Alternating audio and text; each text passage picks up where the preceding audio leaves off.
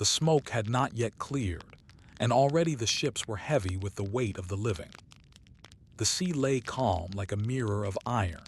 Then came the longships, their prows cutting through the fog, carved dragons gleaming red beneath the morning sun. A coastal village, somewhere along the Irish Sea, was still half asleep when the first horn sounded. Within minutes, everything changed. The ground shook with the rhythm of boots and shields. Doors were torn open, shouts rose, smoke began to rise from thatch roofs. For the Norse raiders, this was a familiar song, the chaos of conquest. For those within the village, it was the sound of the world ending. The Vikings didn't raid aimlessly.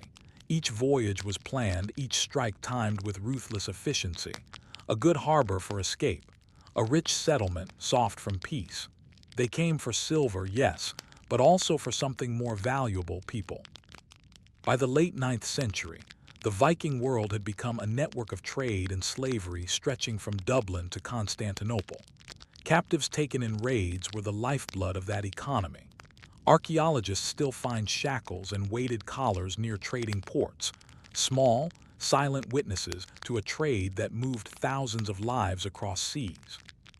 When the flames died down, silence fell. The dead were counted only by their absence, the living by their worth. The Vikings, practical above all, divided the spoils: weapons, livestock, gold, and those who could be sold or kept. Women, children, the young and strong, these were eatir, property and potential labor. But to the Norse, captivity wasn't always the end of a life.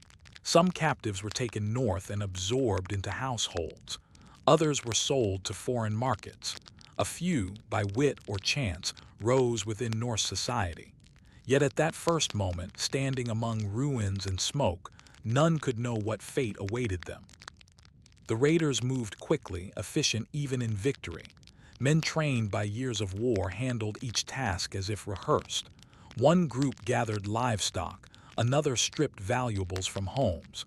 A third herded survivors toward the beach. Those who resisted were silenced. Those who could run rarely got far. By the time the sun reached its peak, the longships were heavy with spoils. The ships' benches became cages of sorts, filled not only with loot but with people. Behind them, the village was nothing but embers and memory. The sagas don't describe these moments in detail. They were written by the victors, after all. But between the lines, historians find the traces of something darker: the logistics of enslavement, the economics of conquest. For the Viking Age, power was measured not just in silver, but in hands that could work and bodies that could be traded. In Old Norse, the word for a slave was trail, thrall, a term that appears again and again in laws and sagas. A thrall had no legal rights, but was protected by his or her master's honor. Killing a thrall without cause could bring shame upon a household, not for compassion's sake, but because it was considered a loss of value. Imagine the shoreline that day. Longships lined up like rows of fangs, the wind heavy with salt and smoke. The raiders, their faces smeared with ash, looked out over the destruction they had wrought. For them, this was success, the proof of their courage, their god's favor. But even within the Norse sagas, you find whispers of guilt. The Laxdæla saga speaks of a woman named Melkorka, taken as a slave from Ireland. Her silence became her power, for though she could not speak her tongue, she remembered her name, her lineage. Her story became one of transformation, of lost nobility finding a new place within the Norse world. Stories like hers remind us that the Viking Age was not only a time of conquest and blood, but of human resilience and adaptation. Behind the image of axe-wielding raiders lay a society complex and often contradictory, bound by honor and trade, faith and fear. That first day after the raid, the sea swallowed all sound but the oars. The captives, chained or bound, watched their homeland shrink into the horizon. For many, that was the last they would ever see of it. Some would be sold in the bustling markets of Dublin or Hedeby, others in the far cities of the east, under the watch of Greek and Arab merchants. The Vikings had discovered that people were the most profitable cargo of all. And through that trade, Their reach spread across Europe, weaving Norse blood and culture into lands far from the fjords. As night fell, the raiders feasted. They told tales of glory and victory, raised horns of mead to the gods, and sang of their courage. But among them sat the silent, the captured witnesses to both the might and the cruelty of the age. And as the fires burned low, only the sea remained constant, vast, indifferent, and eternal, carrying both conquerors and captives into the next chapter of the Viking world. The sea was restless when the longships reached their next harbor. Their oars cut through the dark water in perfect rhythm, the sound of discipline, not chaos. Ahead, the coast of Dublin appeared through mist like a promise made of gold and shadow. For the Norse raiders, this was not only a homecoming but a marketplace. The captured were not carried home as trophies, they were currency.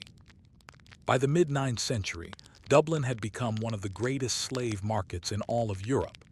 Founded by Vikings, it was less a city than a living engine of trade, a place where silver, silk, amber, furs, and human lives passed hands under the eyes of Norse jarls and foreign merchants. The air smelled of tar, salt, and sweat.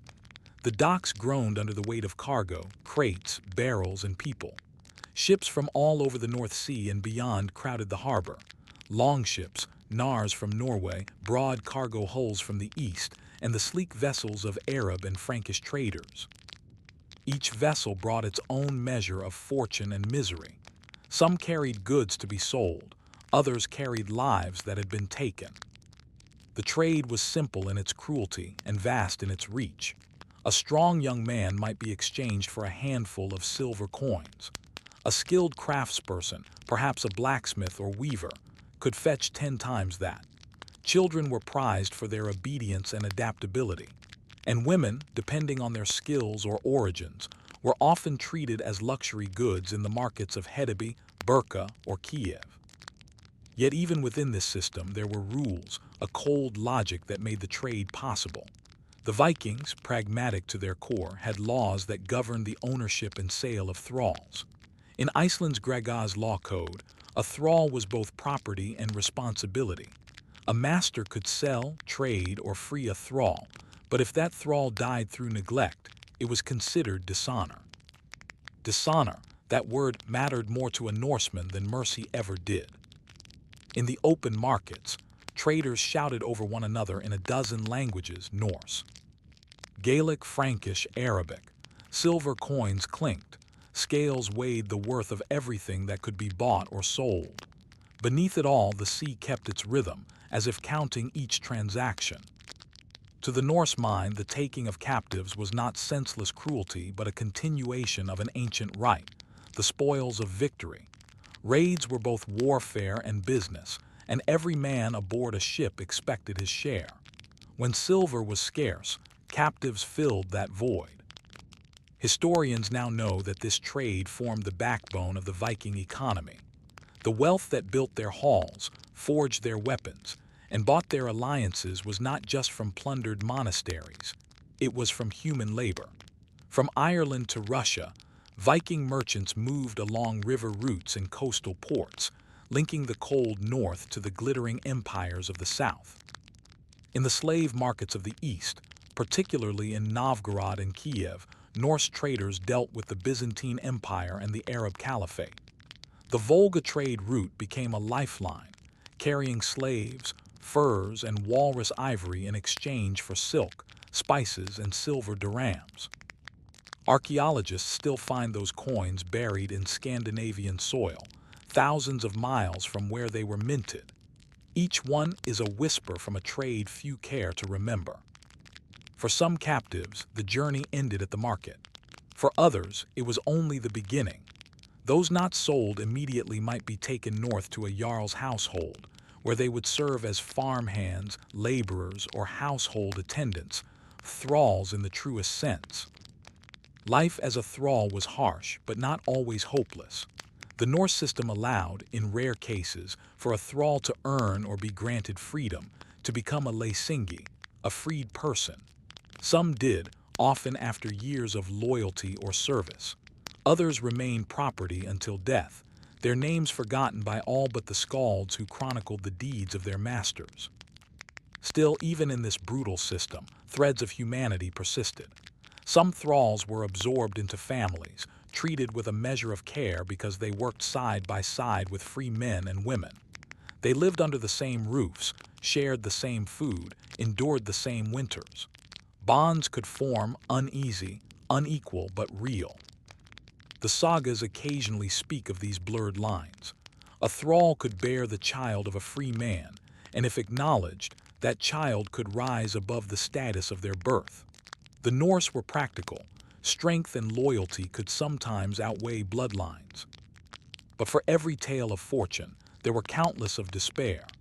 The sea routes that had once carried freedom and exploration now carried silence, the silence of those whose names were never recorded.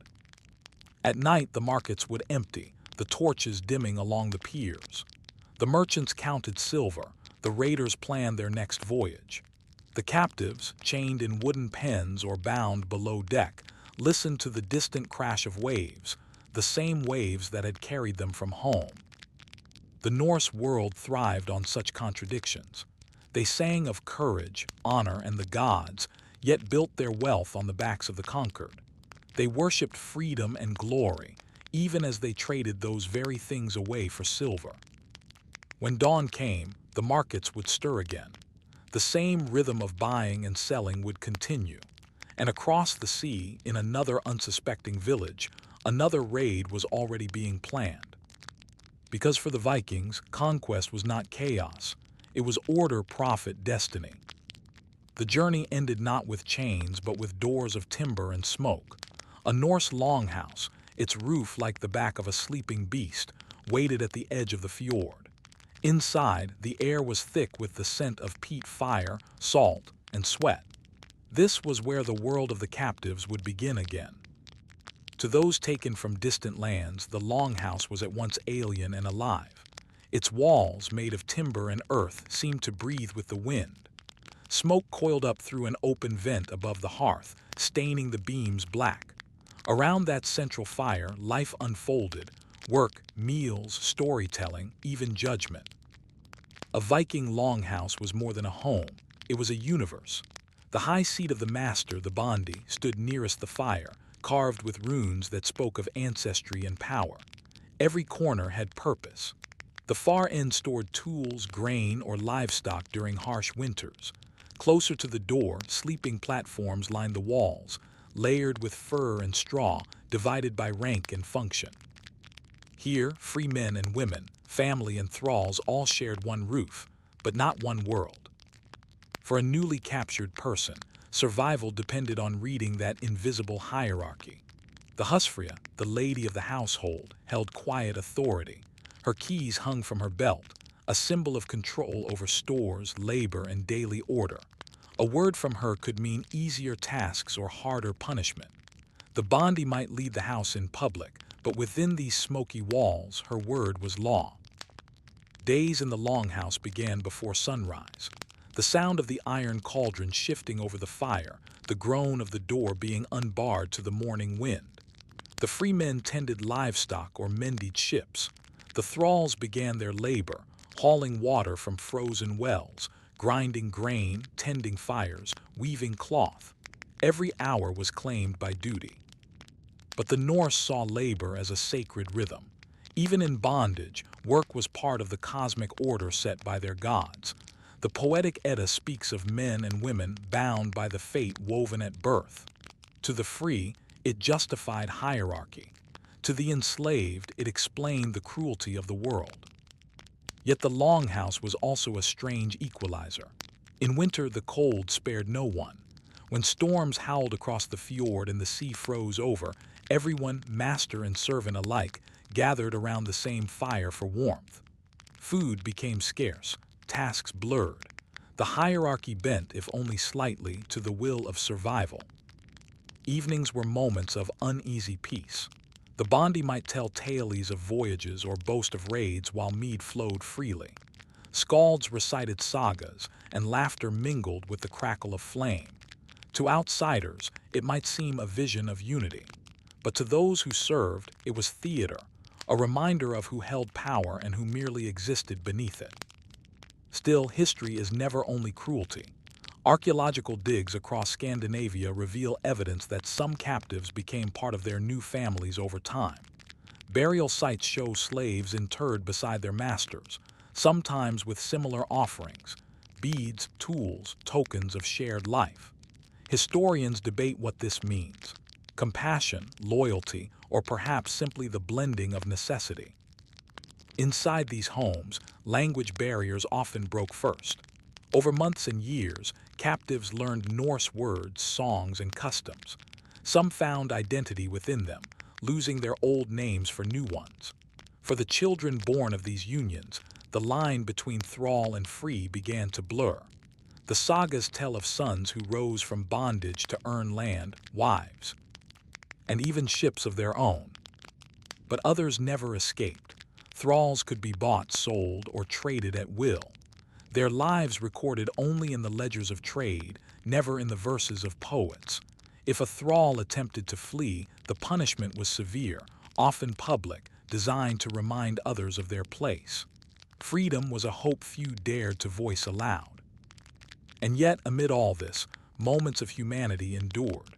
A child's laughter at the hearth, a shared meal after a long day's labor, a look exchanged between people who understood that the same winter wind touched them both. The Norse world was built upon contradiction, a society that valued courage and independence but thrived on domination, a culture that spoke of honor and kinship while binding others into silence. When night deepened and the fjord lay still beneath the stars, the longhouse grew quiet. Only the fire spoke, its glow painting faces in red and gold. The Bondi might dream of his next voyage, the Husfreyja might plan the household's needs, and the thralls might whisper to one another in half-remembered tongues about the lands they had lost. In that space between sleep and survival, all were equal before the darkness. Beyond the walls, wolves prowled the frozen hills. The gods, if they watched, gave no sign. The smoke rose straight into the night sky, carrying with it the breath of conquerors and captives alike, bound together in the harsh rhythm of the north. Inside the longhouse, life continued as it always had, hard, unyielding, but alive. And for those who had come across the sea in chains, this strange, brutal home became both their prison and their world. The years that followed blurred like the lines between storm and calm. For those taken in the raids, time was measured not by seasons but by survival. The shock of capture faded into the rhythm of Norse life, labor, harvest, and the endless turning of the fjord tides. Yet even in bondage, some found ways to carve meaning into their days. Freedom in the Viking world was not always a birthright. It was a prize, sometimes earned, sometimes given, and sometimes stolen from fate itself. Among the Norse, a thrall could be freed through loyalty, skill, or sheer luck. The sagas tell of slaves who became trusted stewards or even warriors. In Icelandic law, when a master freed a thrall, that person became a leysingi, a freedman or freedwoman bound by gratitude but no longer by chains. It was a strange kind of liberation, freedom granted but never forgotten. When a thrall was freed, the act was marked by ceremony. Witnesses gathered and the former slave received a name, sometimes chosen by their master, sometimes remembered from their birth. They were now free to marry, own land, or even serve in the thing, the local assembly, though the shadow of their past lingered in whispers. In many households, such moments were rare, but they happened often enough to leave traces in history. Runestones in Sweden and Denmark record freed thralls who dedicated monuments to their former masters, not out of fear, but gratitude or obligation. One inscription reads, "Tofi raised this stone in memory of his lord, who gave him freedom." Freedom in the Norse world was complex. It could not erase what had been taken, yet it opened the possibility of belonging. For many captives, assimilation became a quieter form of survival. Over time, they learned the Norse tongue, took Norse names, and joined in festivals like Yule or Blot, the sacrifices to the gods. Some converted alongside their masters when Christianity crept northward, trading the old gods for the cross. Others kept both faiths in their hearts, Odin for strength, Christ for mercy. Children born within these longhouses often bridged two worlds. They inherited fragments of both, the songs of their mothers, homeland, and the runes of their father's culture. Some of these children would grow to be merchants, shipbuilders, even chieftains, living proof of how conquest reshaped bloodlines and destinies. In the eyes of history, this blending was inevitable. The Viking Age was not a single culture but a storm of many Norse, Gaelic, Slavic, Saxon colliding and reshaping one another. What began as a system of dominance became, over generations, a network of families, languages, and stories intertwined. Yet even as assimilation softened the edges of captivity, the scars remained. Freedom could change one's status, but not always one's place. Many freed thralls lived on the same land, under the same masters, working the same soil, their freedom more symbolic than practical. Still, they had something precious, a name, a story, and a voice. The sagas tell of Aud the Deep-Minded, a noblewoman who fled Norway after her husband's death and settled in Iceland with her household, which included many freed thralls. She granted them land, making them independent. Her story stands as a rare example of power used not for conquest but creation. Others found their path through the sea.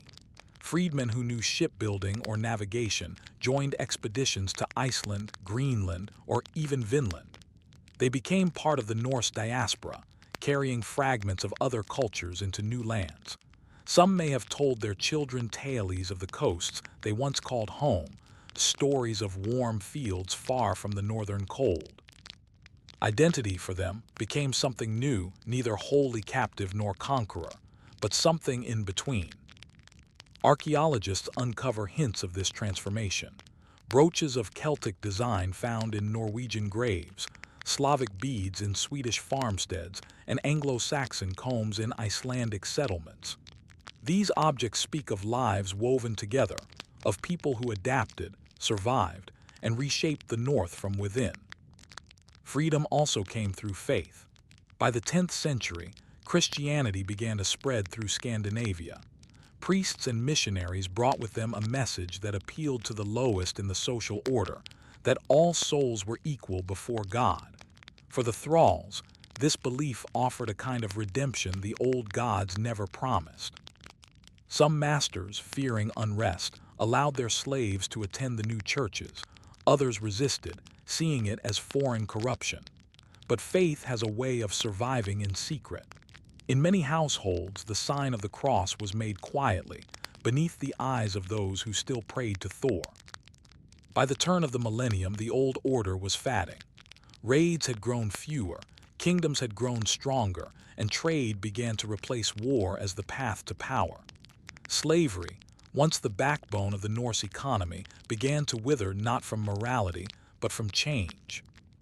As the longships grew old and the sagas began to be written down, the stories of thralls and captives faded into the background. But if you listen closely, you can still hear them in the language, the names, the customs that survive in Scandinavia to this day. Every culture that conquers must eventually face what it has created. For the Vikings, that reckoning came not with swords, but with the slow march of time. The children of captives became the farmers, poets, and traders of the next generation. Their blood mixed with that of their masters, their gods with those of the Norse. Out of conquest came a new people, one that carried both the darkness and the resilience of those who endured it.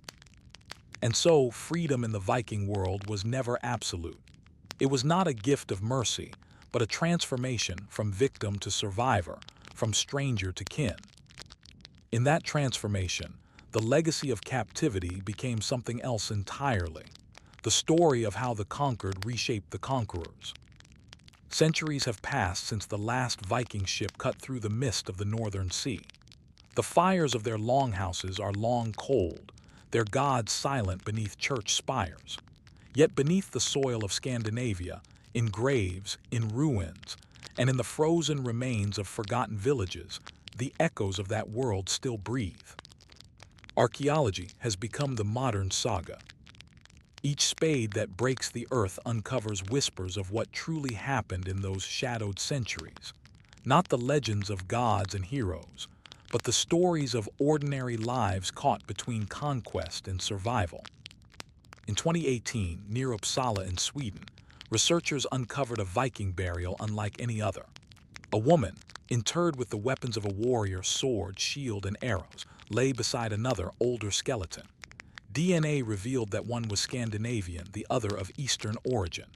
Two women, perhaps master and servant, or comrades bound by something far deeper.